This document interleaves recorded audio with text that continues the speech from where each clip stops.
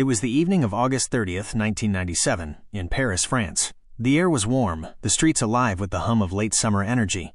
Couples strolled by the River Seine, the Eiffel Tower lit up the skyline, and the city's cafes buzzed with laughter.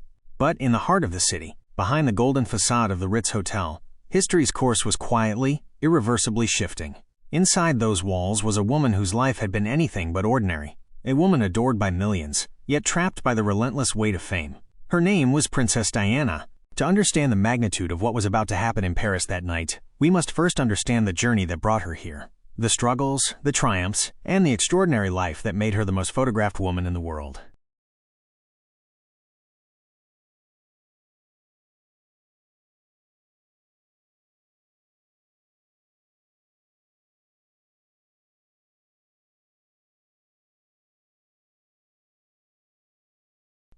Diana's early years. Diana Frances Spencer was born on July 1, 1961, at Park House, a mansion in Norfolk, England.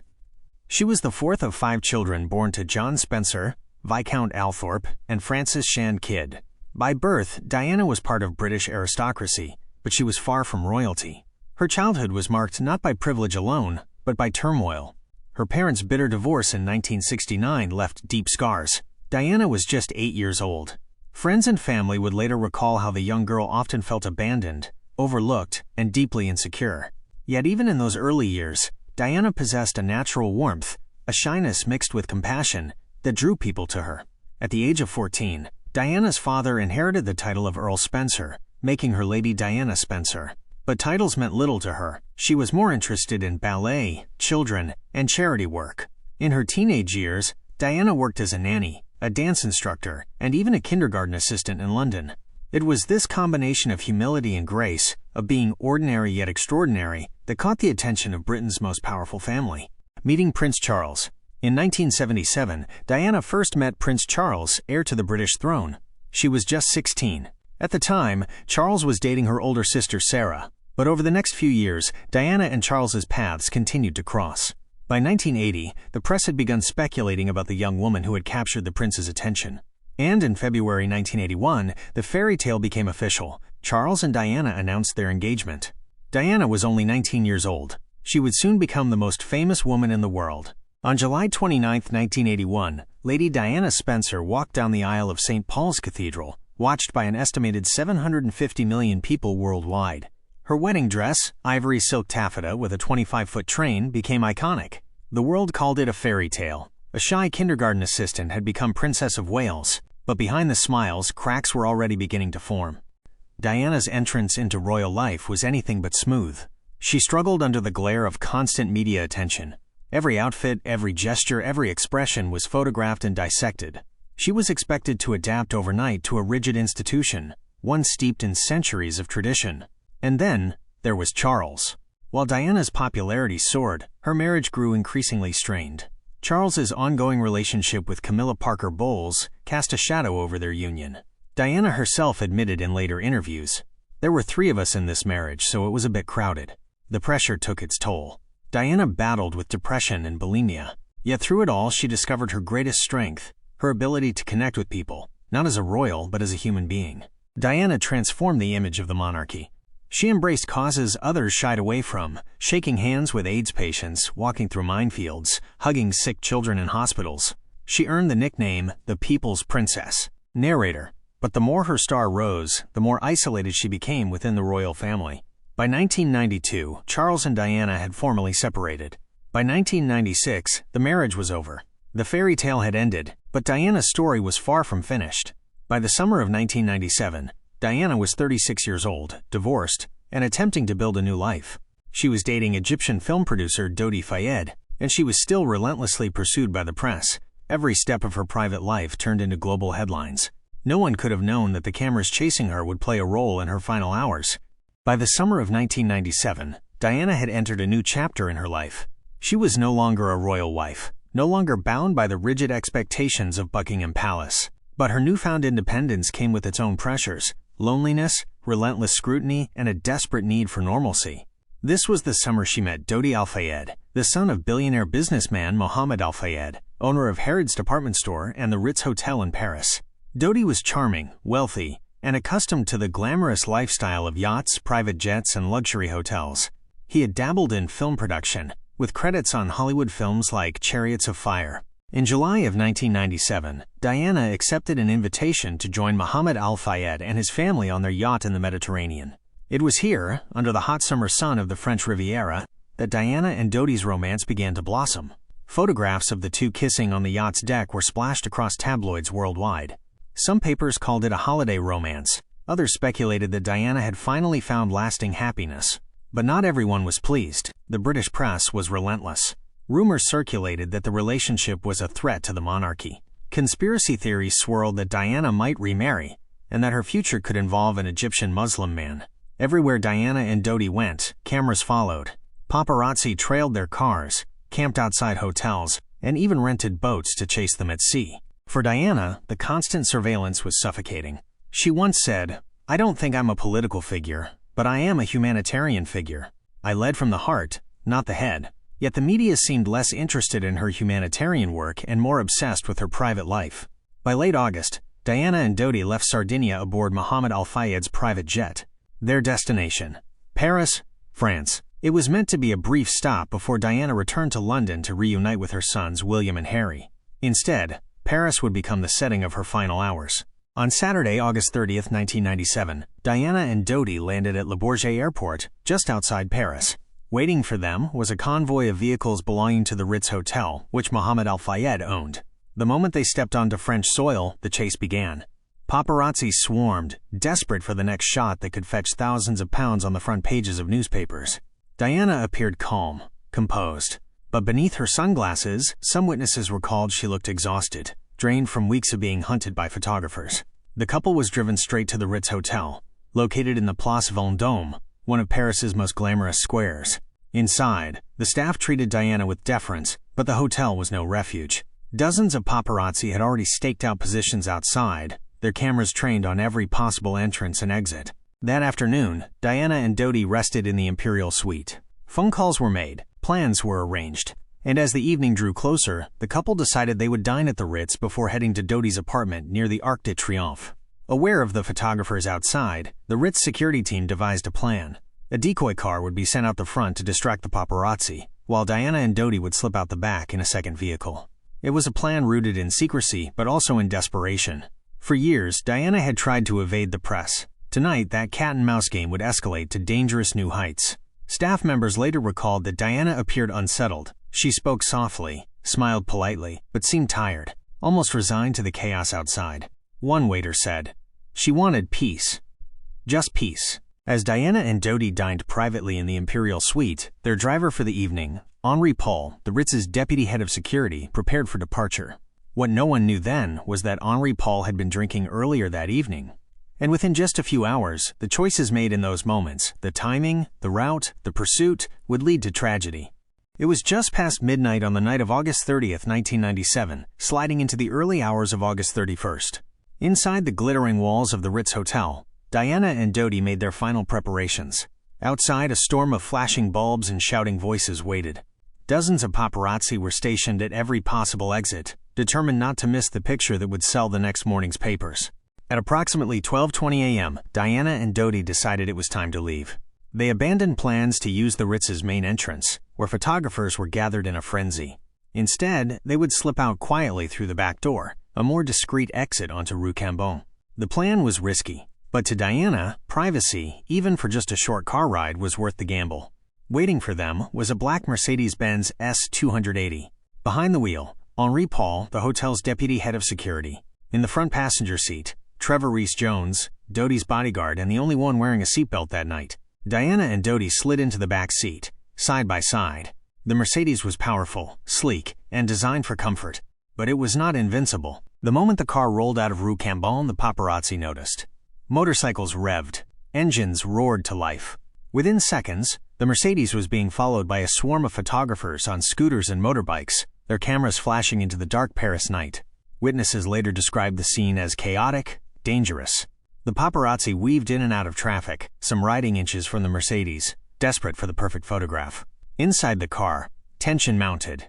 Diana, already accustomed to this relentless chase, must have felt a sickening sense of déjà vu. Henri Paul accelerated. The Mercedes shot through the Place de la Concorde, then crossed the Seine by the Cours la Reine. Speeds reached more than 60 miles per hour, twice the legal limit in central Paris. But no matter how fast they drove, the paparazzi stayed close. Their headlights reflected in the Mercedes mirrors, their engines roaring like predators chasing prey. At this point, Diana's last recorded words were likely exchanged with Dodi and Trevor Rees-Jones, frustrated pleas to escape, to just get away from the flashing lights. At approximately 12:23 a.m., the Mercedes approached the entrance to the Pont de l'Alma tunnel, a concrete underpass that cut beneath the Seine. The road curved downward. The pillars inside the tunnel were unforgiving. As the car entered the tunnel at high speed, Henri Paul lost control. The Mercedes swerved to the left, clipped the 13th pillar, and in a violent instant, everything changed. The front of the Mercedes crumpled under the force of the collision. Metal twisted.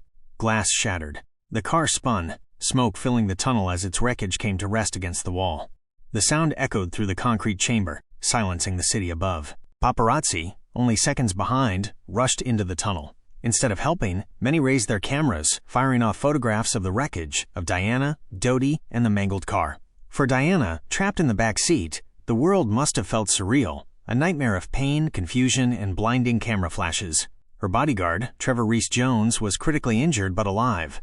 Dodi Fayed had been killed instantly. Henri Paul was motionless, dead behind the wheel. Princess Diana was still alive, but gravely injured. Witnesses later recalled hearing her faint words, "Oh my God, what's happened?" Emergency response. Within minutes, emergency services arrived. Paramedics fought their way through the crowd of photographers to reach the car. They found Diana with severe internal injuries but conscious. The scene was chaotic. The tunnel filled with flashing lights, ambulances, police vehicles, motorbikes, and the relentless strobe of camera flashes. Some of the very men who had chased Diana for days now stood accused of preventing her rescue, as they swarmed the wreckage for photos instead of offering aid. At 1 a.m., paramedics managed to free Diana from the car. She was placed carefully on a stretcher, her condition critical. The ambulance carrying her moved not with speed, but with caution. French medical protocol dictated that stabilization took priority over a rapid transfer. The journey to Pitié-Salpêtrière Hospital took nearly 40 minutes. Inside the ambulance, doctors worked frantically to keep her alive, but her injuries were catastrophic. The chase was over. The photographers had their pictures, but the world was about to lose its princess. At 1:18 a.m., the ambulance carrying Princess Diana arrived at Pitié-Salpêtrière Hospital in Paris. By then, she had been in critical condition for nearly an hour. Her injuries were catastrophic: severe chest trauma, a ruptured pulmonary vein, massive internal bleeding. Yet, incredibly, she was still clinging to life. Inside the emergency room, the team of doctors rushed Diana into emergency surgery. French surgeon Dr. Bruno Rieu led the effort. He later described the atmosphere as one of controlled chaos, doctors and nurses fighting desperately to save a woman whose face was known across the globe. For nearly 2 hours, they worked tirelessly. Every technique, every ounce of skill, they fought to restart her heart, to stop the bleeding, to reverse the impossible damage caused by the crash. At 4 a.m., doctors delivered the news that no one wanted to hear. Princess Diana, the people's princess, was gone. She was just 36 years old, as silence fell over the room. For the doctors and nurses, this was not just another patient. It was one of the most beloved figures in modern history. Outside the hospital, police officers and officials began bracing for what was to come. They knew the moment this news left the walls of the hospital, the world would never be the same. At 6 a.m., the official announcement was made.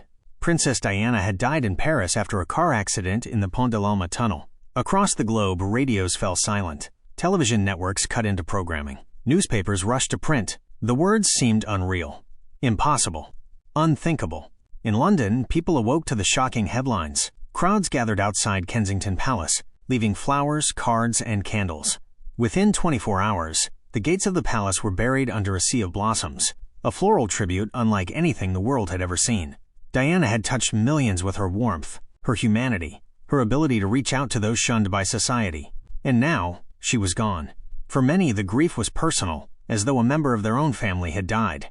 But within the walls of Balmoral Castle in Scotland, where Queen Elizabeth II and Prince Charles were staying with Princes William and Harry, silence prevailed. The monarchy, steeped in centuries of tradition, struggled to respond. While the public wept openly, the royal family remained behind closed doors, choosing to shield William and Harry from the media storm, but in doing so, appearing cold, distant, and unfeeling to a grieving nation. For days, anger brewed. People demanded to see the flag flown at half-mast. They demanded words of comfort from their queen. It was Diana, even in death, who had forced the monarchy to change. The weight of loss. In the halls of the hospital, as Diana's body was prepared for its journey back to London, the staff who had fought so hard to save her wept. This was not just the end of a life, it was the end of an era. For Diana's sons, William and Harry, it was the beginning of a grief that would shape the rest of their lives. And for the millions who loved her, the world suddenly felt emptier, darker, lonelier. The people's princess was gone. But the questions about how and why she died had only just begun. The death of Princess Diana was more than a tragedy, it was a global shockwave. By sunrise on August 31, 1997, millions around the world were glued to their televisions, radios, and newspapers. The headlines carried the same chilling words: Princess Diana dead in Paris car crash. In Paris, mourners gathered outside the Ritz Hotel and the Pont tunnel, leaving flowers and messages. In London, thousands flocked to Kensington Palace, covering the gates with an ocean of flowers, stuffed animals, and handwritten notes. People stood in silence, strangers embraced, united in grief. For many, Diana had not been just a royal. She was a symbol of kindness, of compassion, of humanity. Across continents, vigils were held. In South Africa, in Australia, in the United States, church bells tolled and candles burned. It was as if the world had lost not a princess, but a friend. Amid this public outpouring, two young boys, Prince William, 15, and Prince Harry, 12, faced the unthinkable. Diana had always been their anchor, their protector against the harsh glare of the media. Now they were forced to mourn in the most public of ways. In Balmoral, they were shielded from the cameras, but when the funeral came, they would be thrust into the spotlight. On September 6, 1997, the world stood still. In London, over 1 million people lined the streets. An estimated 2.5 billion watched on television as Diana's coffin, draped in the royal standard, was carried on a gun carriage from Kensington Palace to Westminster Abbey. The service was attended by dignitaries, celebrities, and world leaders. But it was the ordinary people who gave the day its soul. Their grief filled the air, raw and unrestrained. Perhaps the most haunting image of the day was that of William and Harry walking behind their mother's coffin, alongside their father, Prince Charles, their grandfather, Prince Philip, and their uncle, Earl Spencer. For 4 miles, the young princes walked in silence, their faces stoic, their pain unimaginable. Millions watching wept, not just for Diana, but for the boys who had lost their mother too soon. Inside Westminster Abbey, musician Elton John, a close friend of Diana, performed a rewritten version of Candle in the Wind. The song, dedicated to Diana's memory, became one of the best-selling singles of all time, forever tied to her legacy. The funeral was not just a royal ceremony. It was a farewell from the world to the woman who had touched their hearts. Even as the world mourned, questions began to swirl. How had this happened? Why had the Mercedes been traveling so fast? And why had the paparazzi been allowed to chase Diana and Dodi through the streets of Paris? Initial reports blamed Henri Paul, the driver, who was later found to have been under the influence of alcohol and prescription drugs. But for many, this explanation felt incomplete. The idea that the most photographed woman in the world had died in a random car accident seemed too simple, too unsatisfying. Within days, conspiracy theories began to spread. Some believed the paparazzi had deliberately forced the crash. Others claimed Diana had been assassinated to prevent her from marrying Dodi, a Muslim, and potentially bearing his child. There were whispers of involvement from British intelligence services, even speculation about the royal family itself. Mohammed al-Fayed, Dodi's father, was among the most vocal, insisting that his son and Diana had been victims of a conspiracy. He claimed they had been targeted because of their relationship, and because Diana was allegedly pregnant with Dodi's child. Despite multiple official inquiries, including Operation Paget in 2004 and a 2008 inquest in London, no evidence of foul play was ever found. The conclusion: Diana's death was a tragic accident, caused by a combination of reckless driving, high speed, and the pursuit of paparazzi. Yet for millions, the truth went beyond any investigation. Princess Diana was gone, but her spirit lived on. Her humanitarian work continued to inspire. Her compassion for the sick, the poor, and the marginalized became her true legacy. And in her sons, William and Harry, the world saw her greatest gift. Two young men determined to carry forward her values of empathy and service. Even decades later, people still ask, could Diana's death have been prevented? If the car had not been chased? If Henri Paul had not been drinking? If seatbelts had been worn? History is filled with ifs. But what remains undeniable is this: on that summer night in Paris, the world lost more than a princess. It lost a beacon of hope, a voice of compassion, and a symbol of humanity. These were the final hours of Princess Diana. And though her life ended tragically, her legacy endures, an eternal flame carried in the hearts of those she touched.